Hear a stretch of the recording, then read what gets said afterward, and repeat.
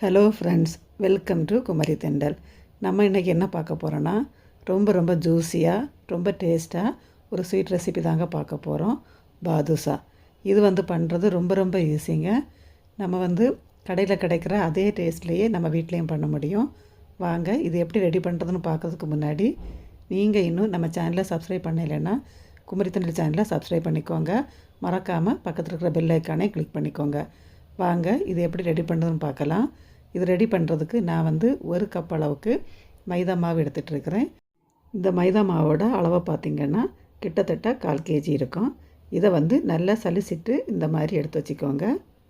இப்போ இது கூட கொஞ்சமாக பேக்கிங் பவுடர், அப்புறமா கொஞ்சமாக உப்பு இவ்வளவும் சேர்த்துட்டு இது கூட 3 ஸ்பூன் அளவுக்கு நெய் சேர்த்துக்கோங்க.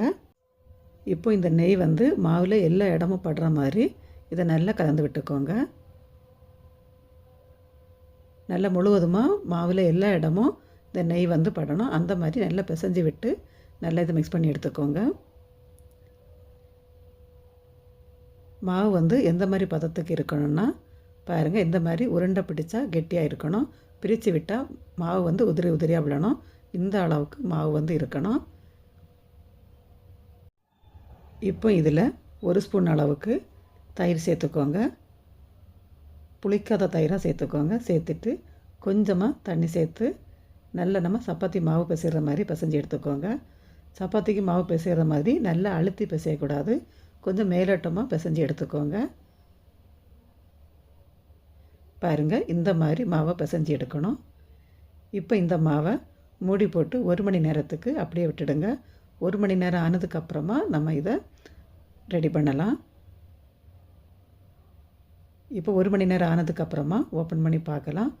மாவு பாருங்கள், ரொம்ப சாஃப்டாகவே இருக்கும்.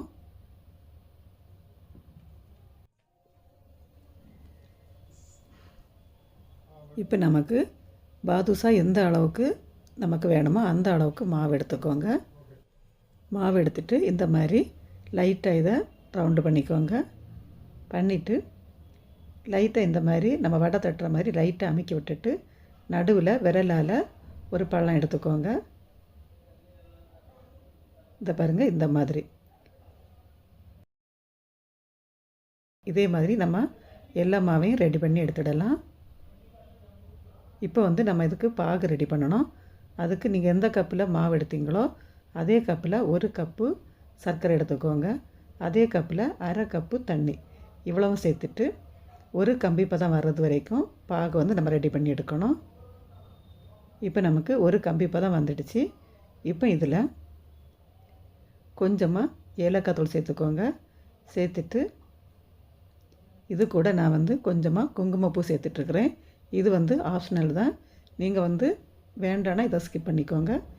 அப்புறமா பாகு கெட்டியாகாமல் இருக்க கொஞ்சமாக ஒரு 2லேருந்து 3 சொட்டு மாதிரி எலுமிச்சை சாறு சேர்த்துக்கோங்க. சேர்த்துட்டு ஸ்டவ்வை ஆஃப் பண்ணிவிட்டு இதை மூடி வச்சுக்கலாம். இப்போ அடுத்த ஸ்டெப்பாக நம்ம பாதுஷா எல்லாத்தையுமே ஃப்ரை பண்ணி எடுக்கணும். அதுக்கு எண்ணெயை மிதமான ஹீட்டில் இருக்கிற மாதிரி சூடு பண்ணி வச்சுக்கோங்க.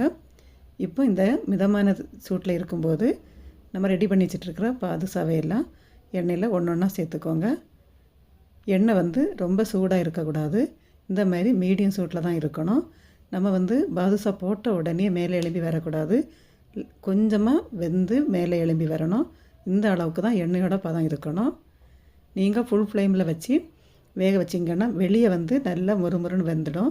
ஆனால் மாவு உள்ளே வேகாமல் இருக்கும். அதனால் எப்போவுமே மிதமான தீயில் வச்சு இதை வேக வச்சு எடுத்துக்கோங்க. இப்போ ஒரு 2 நிமிஷம் ஆனதுக்கப்புறமா லைட்டாக மேலே எழும்பி இந்த மாதிரி வரும். இப்போ இந்த டைமில் நம்ம திருப்பி விடலாம். திருப்பி விட்டுட்டு இந்த 2 பக்கமும் நல்ல ஒரு கோல்டன் ப்ரௌன் கலர் ஆகிறது வரைக்கும் நல்லா 2 பக்கம் திருப்பி விட்டு வேக வைக்கணும். ஃப்ளேம் லோ டு மீடியம் ஃப்ளேமில் தான் இருக்கணும். எக்காரணத்தை கொண்டும் ஹை ஃப்ளேமில் வைக்கக்கூடாது. இப்போ பாருங்கள், பாதுஷா நல்லாவே ஃப்ரை ஆகி வந்துட்டுருக்குது. இப்போ இதிலேருந்து நம்ம இதை போய் எடுத்துடலாம். எடுத்துட்டு நம்ம ரெடி பண்ணி வச்சிட்ருக்கிற சர்க்கரை பாகில் இதை ஒன்றா சேர்த்துடலாம். பாகு லைட்டாக சூடாக இருக்கிற மாதிரி பார்த்துக்கோங்க. பாகு ரொம்ப ஆறி போயிடுச்சுன்னா லைட்டாக சூடு பண்ணிவிட்டு அதில் இந்த பாதுஷாவே சேர்த்துடலாம். இப்போ மீதம் இருக்கிற பாதுஷாவையும் நம்ம ஃப்ரை பண்ணிவிட்டு இதில் சேர்த்துடலாம்.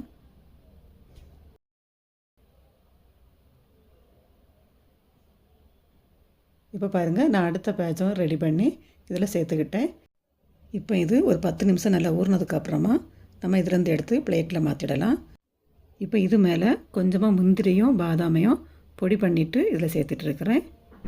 அவ்வளோதாங்க, ரொம்ப ரொம்ப சூப்பரான, ரொம்ப அதே சமயம் ரொம்ப ரொம்ப டேஸ்ட்டான பாதுஷா நம்ம வீட்டிலே ரெடி பண்ணிட்டோம். நீங்களும் இதே மாதிரி ட்ரை பண்ணி பார்த்து எப்படி வந்துச்சுன்னு உங்களோட ஃபீட்பேக்கை கமெண்டில் சொல்லுங்கள். மீண்டும் இன்னொரு ரெசிபியோடு உங்களை சந்திக்கிறேன். நன்றி, வணக்கம்.